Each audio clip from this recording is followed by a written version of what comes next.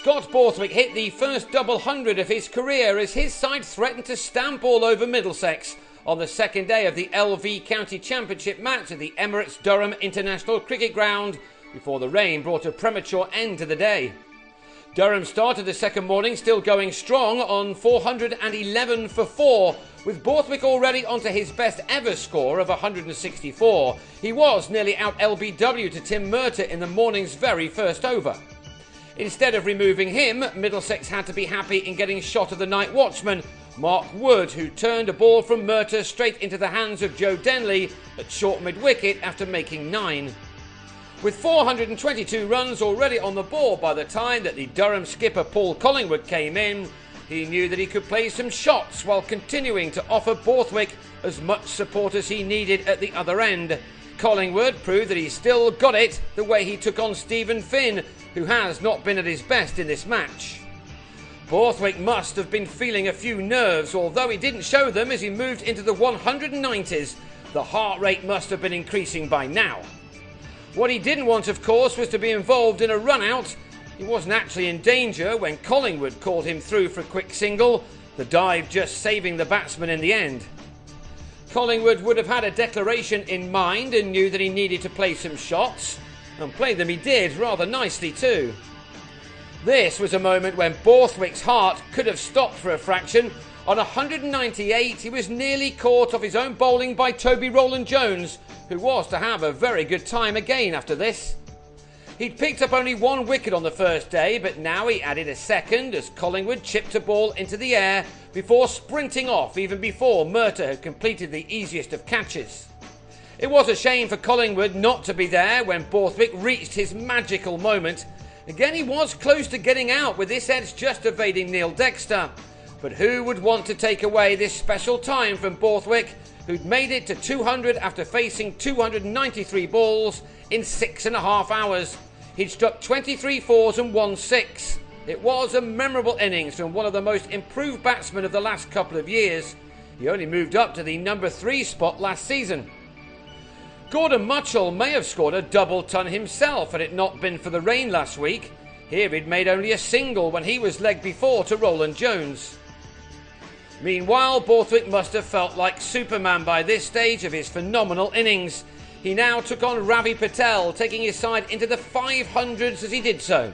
His boundary count moved on to 25, meaning that he'd scored a ton in 4s alone. He was now pushing on before the declaration came. And finally, his exceptional innings came to an end when he missed time to pull off Rowland-Jones and lobbed a catch to Darvin Milan. But his 216 will live long in the memory. He'd faced 305 balls in 415 minutes in one of the best knocks of the season to date. Middlesex's punishment was still not over though. Debutant John Hastings, who's joined the county after his time with the Chennai Super Kings in the IPL, came in and acted like he was still playing T20 cricket. Using his long levers, he hit both Patel and Paul Sterling down the ground for 6s.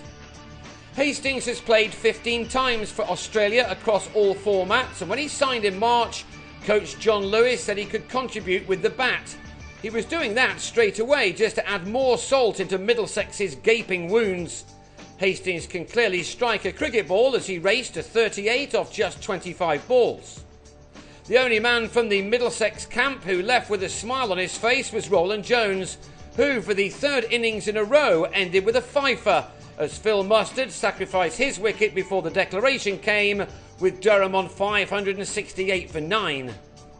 Hastings was then given the new ball, and with his 7th delivery, he got the big wicket of his fellow countryman Chris Rogers, who dragged on after making just a single. Everything was going Durham's way, and they were surprised when this huge appeal for an LBW against Sam Robson was answered in the negative. It must have been very close indeed. Chris Rushworth was the unlucky bowler there, and again when Milan was put down in the slips by Mutchell, although it was by no means easy. Rushworth appears to be getting better with each game he plays, and with Graham Onions injured, he now has more responsibility. Middlesex looked to score their runs off Hastings at the other end as Robson and Milan took the total to 38 before Durham took complete control of this match, if they hadn't done that already. Wood found just enough movement in the air to induce an edge to have Robson taking behind for 24, with the score now on 38 for 2. Milan then followed in Wood's next over, a flat-footed half-drive ending up in the hands of Michael Richardson at third slip. Dexter went in a similar fashion off Ben Stokes, and that left the visitors in a huge hole on 45 for 4, still more than 500 runs behind, with nearly half of their wickets gone already. Those behind the stumps thought that Stokes had also found the edge of Denley's bat. Stokes knew better than most that the noise must have come from somewhere other than the bat though.